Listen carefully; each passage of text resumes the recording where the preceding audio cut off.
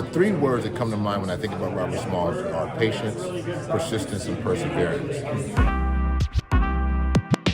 I think there's like a huge like educational opportunity here, and I just kind of wanted to hear your thoughts on that, and like what maybe this comic book or even film eventually could do in schools, potentially, just younger kids learning. Yeah. Well, we live in this weird time when stories like this are suppressed. You know, just the mention of black people in general, you know, just books being burned and all kinds of things. And so the fact that it's a graphic novel, it's moving really well. People are sharing it and stuff like that. That's really gratifying. You know, that it's you know, it's a story that really needs to be told for many reasons. One is that it's just inspirational. You know, I have a friend who's a 70-year-old white British guy. And I gave him the graphic novel, and he says, "I'm inspired by this. Am I supposed to be inspired by this?" And I said, "Yes, of course you are. Everybody can be inspired by this story of a slave. You know, it's a Horatio Alger story, right? It's a story of a slave who goes to, you know, does amazing things against incredible odds. It's a great story, no matter what it is, no matter who's in it, and that. And so I'm really just thrilled to be a part of sharing it. You know, we'll see. You know, fingers are crossed for a movie. When we did the graphic novel, a lot of every artist that we asked to do it, you know, Ray Anthony Hyde, Sean Damon Hill, and you know, Nicholas Draper Ivy, everybody that we asked said yes. You know, yes, when can I start? You know, and off you go. Same thing seems to be happening with the movie. People are calling us and saying, "Hey, are you going to make a movie about this? Because I'd like to play Robert Smalls." You know, and so that's a good, and like, big people. And so that's great. Directors and stuff like that, you know, everybody is kind of coming to the party. So I'm really excited for the future. Compared to writing, you know, films like Princess and the Frog or Captain America: Brave New World to graphic novel, like what is the difference in that process? And just for you, your experience writing the book? Yeah. Well, actually, good. You know, I'm very happy that it's a very similar process. You know, that had you asked me in like 2000 before I did Treasure Planet, I would have said, "Nah, that's too much." You know, but Treasure Planet, you start off by researching pirates and pirate movies, and you know, Captain Courageous and all that. You know, the Disney Treasure Planet of the Treasure Island of the 50s and Muppet Treasure Island, all those stories. And you know, you go into the books of Robert Louis Stevenson and all that, and you try to figure that out. And then you go to like, what is Boston Dynamics doing with technology, and what scientifically is going on, and what do we know about, you know, life that we believe is, you know, in space, and you know, the kind of you know, all of those thoughts, the Isaac Asimov. Same is true of like Princess and the Frog. I always say that, you know, I learned more about the green tree frogs than anything else. And doing you know, Captain America, you read everything. You read all the comic books and all that. And so here too, you know, fortunately they gave me Dr. Maishi Ethan at Harvard. Who's an African American studies professor, and she was able to help me with all the context. And then Michael Bullard Moore, who's great grandson, was able to fill in the human stories. And I geeked out and just I have a stack of research, a lot that I couldn't fit in a graphic novel. But that's where you start, and then you try to tell the most human story you can. And for me, it's a story about a guy who's trying to make a better life for his family. He knew that his wife's owner was going broke and was going to probably try to sell off his son, and he would never see him again. And so that moment became really important for him. And I think that's a part of the story that everybody can relate to. And that's where you start. What is the human emotional core of the story? And then you go from there.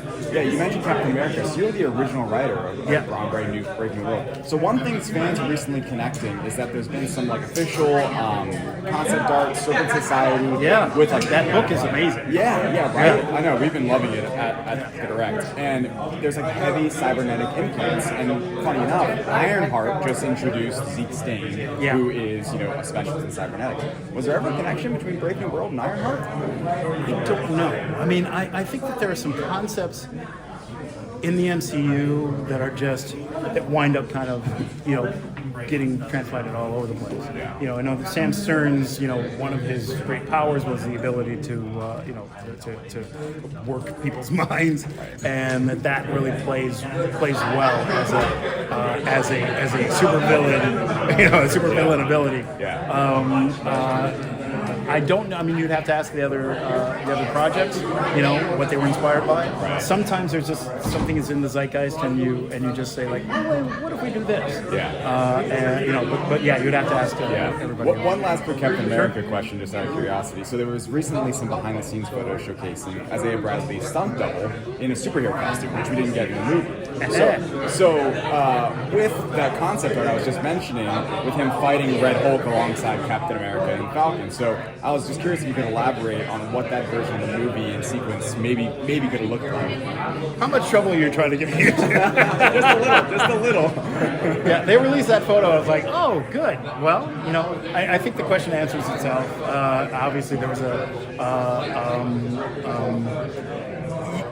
it's too delicious to resist the concept of Isaiah Bradley, the first Captain America, and legacy with the Tuskegee experiment and all that stuff, redeeming himself with fighting Red Hulk.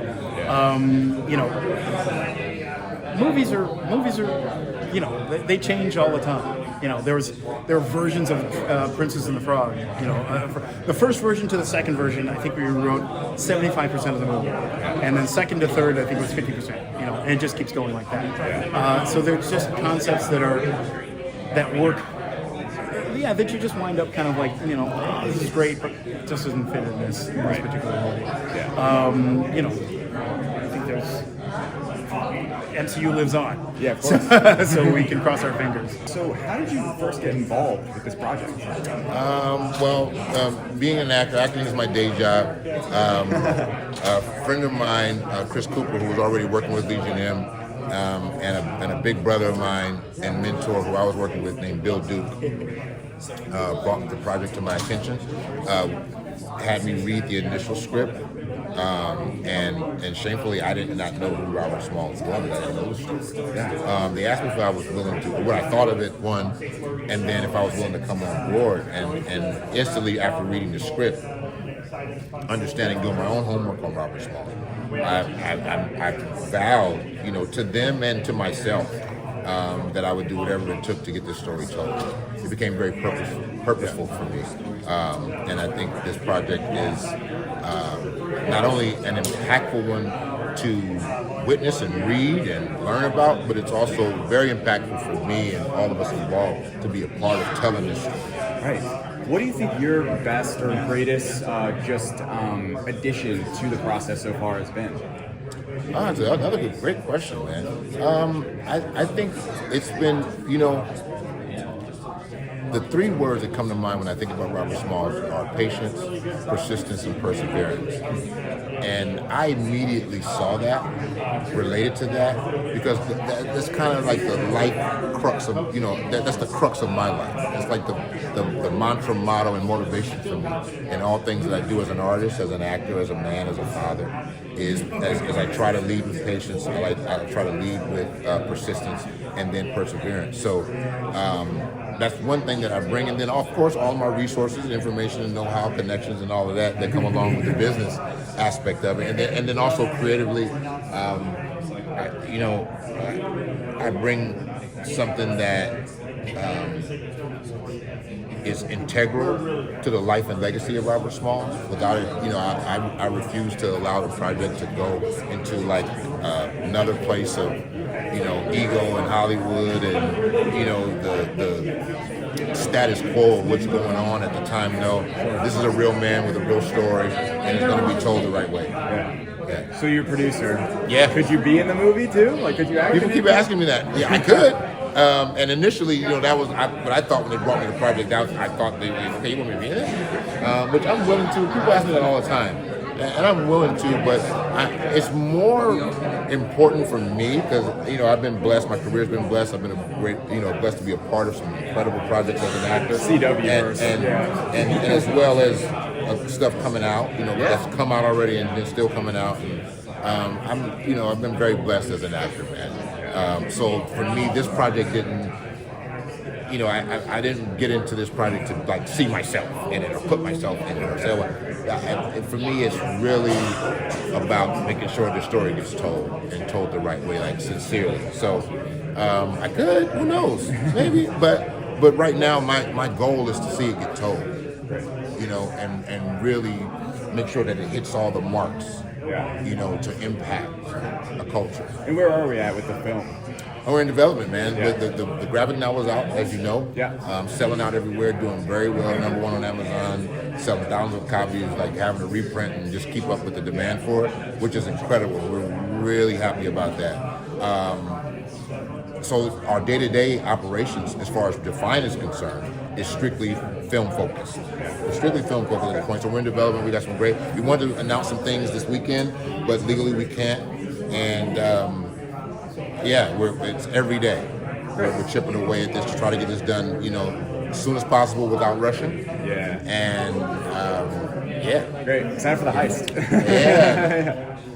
You got it. So tell me about Defiant. Where are we at with it when it comes to the comic and then also the film? Yeah, perfect. No, we're really excited because this year we're at Comic-Con. We published the graphic novel. We haven't been able to keep it on shelves. It's been selling really briskly, so we're already in our second printing, which is amazing because we just released it like a month ago. Yeah. But we're really proud of it. It's been a culmination of 2 years of work, working with Stranger Comics and Rob Edwards and the great-great-grandson of Robert Smalls, Michael Bulwer Moore, and Bill Duke and Marvin Jones and the team. I don't use this word lightly, but I think it's a masterpiece. It's a masterpiece of storytelling. It's not only beautifully told and inspirational, but the art is incredible. And we're excited about it. We're excited that we're finally, delivering it. But then we're even more excited about the next phase, which is just starting. It's not just starting. We've been working on it, but we're really close to making some big announcements on the movie. But not at Comic-Con this year? Not at Comic-Con. No, we were actually working toward it, thinking we might, but, Hollywood moves really slowly. And, there are some things that we probably could announce, but until the ink's dry, I think we want to be careful. Hold on. Yeah, There exactly. seems to be maybe even like an educational aspect to this book, where I feel like there could be like an audience that's really young that would maybe enjoy the book and also just be able to learn from it. Is that like a part of like 100% it is. Yeah. In fact, we have a teacher's guide that we're producing. We're in discussions. We've already had school districts order like hundreds of books, and we have. We're doing a special giveaway for if anyone's a teacher. So it was a limited time, but any teacher could order a copy and get a free copy of the book because it's really important to us that we get this book out into schools and libraries across the country so that everybody has access to it. For people that maybe don't know about Defiant or about Robert Smalls, what is the story about? What's kind of like, I guess, the hook of Defiant, the comic book? Yeah, so the story of Robert Smalls, I like to say, I'll back up a little bit. So Legion M we're an entertainment company that's owned by fans. Right. So we have a vibrant, engaged community of people, fast-growing community of people that own the company and guide us on what types of projects are we interested in. Do you want sci-fi or horror? Everybody has a vote. And we listen to them, genuinely listen to them. This project came to us from them. So in a lot of ways, it is the perfect prototype for what, a lot of times we're out there looking for projects in the genre that we know our community is looking for, and we'll bring it back and let them kind of vote on it.